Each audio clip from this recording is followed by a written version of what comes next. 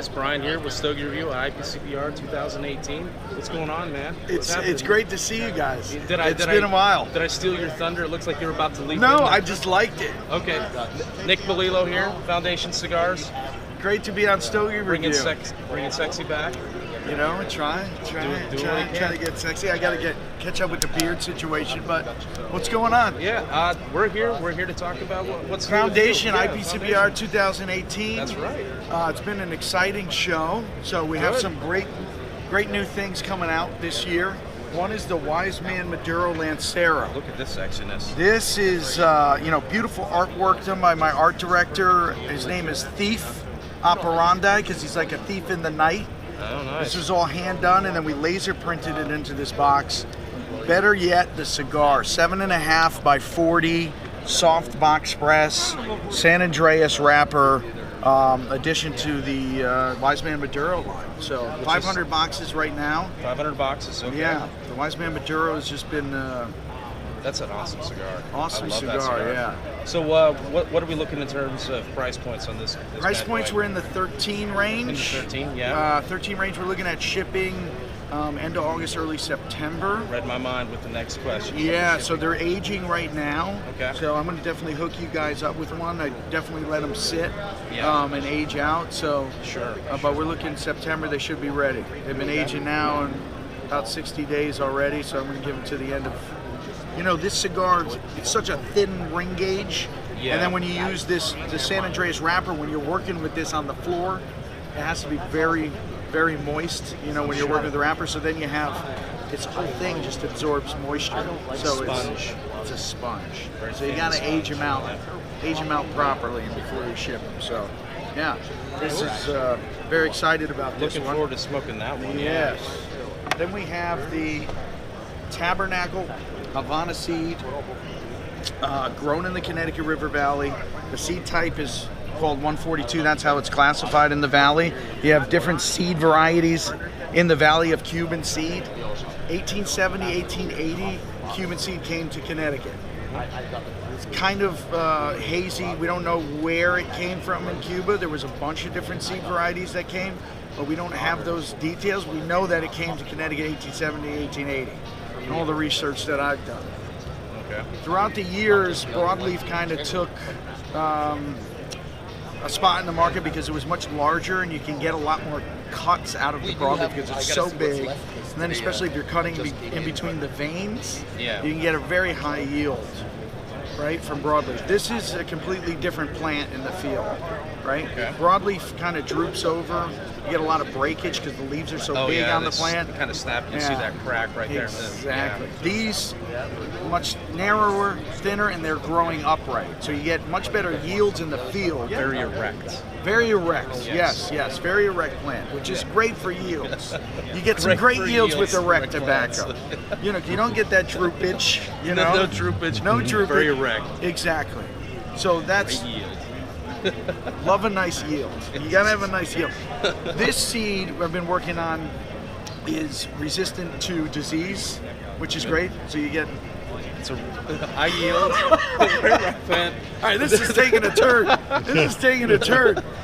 But it's true. That's all natural, man. It's less susceptible to disease. Yes, that's right. No disease. And then it's also just oilier, stronger tobacco. Okay, this is getting awkward. This is getting for you or for? For me, yeah. Y'all are creeping me out. I'm kind of getting aroused now. I don't know. You should see. I wish they could see that. Everybody.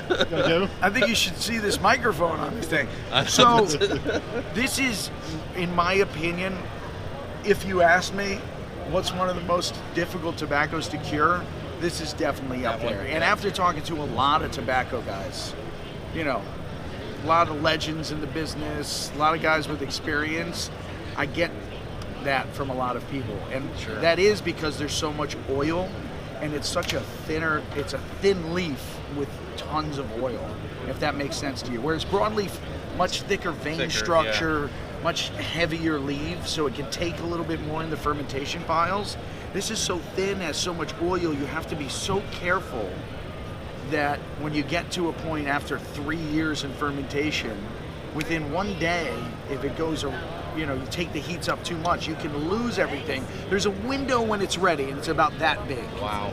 So if it's before that, you're not going to be at the combustible rate that you want. If you're after that, you end up losing the tobacco. So it's a very fickle, delicate. Other tobaccos, you can get a sense of when it's going to be ready easier.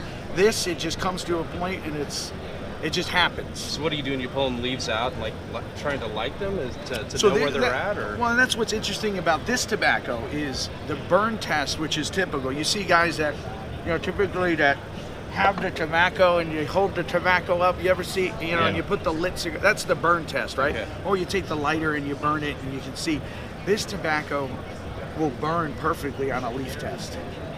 So you put a lighter in, circular, beautiful burn. Usually that would mean it's ready. It's going to burn on a cigar. This tobacco is a different animal. No matter it's how. It's a trick, huh? When you put it on a cigar and you put it together with the binders and it doesn't burn.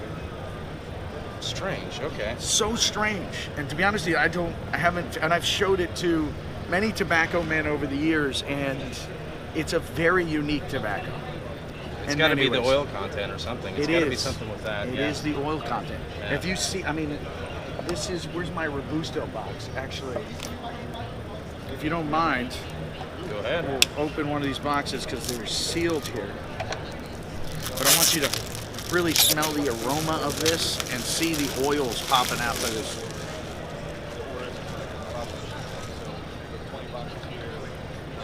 Try not to cut anybody.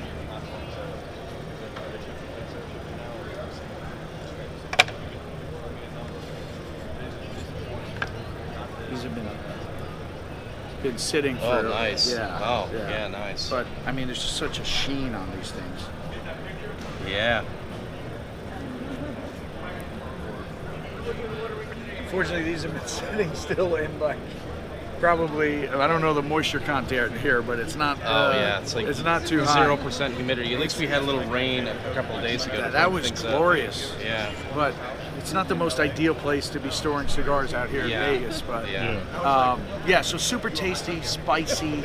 Very different than the broadleaf. It's a completely different animal, but you do get some of that sweetness.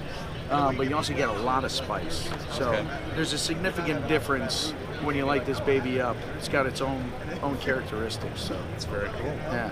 So exciting. Exciting. That's good stuff. What else is going on?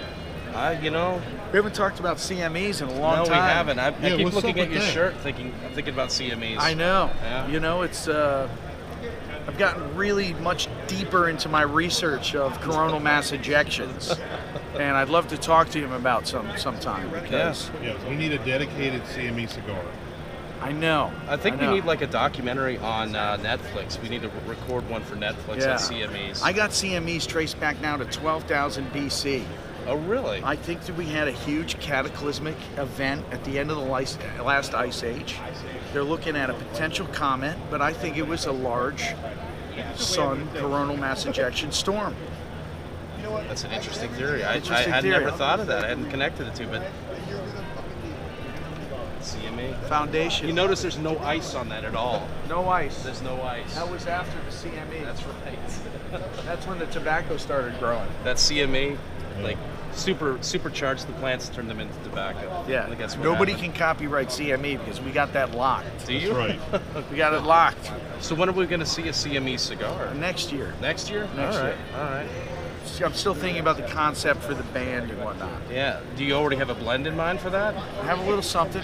It's gonna be a little bit on the much stronger side. I think it would have to be. Yeah. It would have to be. Yeah. It's gonna feel like an explosion in your mouth. Oh my God. Maybe you should use some of that tobacco we were talking about earlier. The very oily, the very veiny. Yeah. The very erect tobacco. Right. This whole interview is gonna be suspect on your site. Right. That's right. NC-17 rating on this interview. I'm just glad I finally get my wish to get a CME cigar out of all this. Yes, we've been waiting for that. This has got to be 4 years now. Yeah. Yes, it is. Yeah. Finally.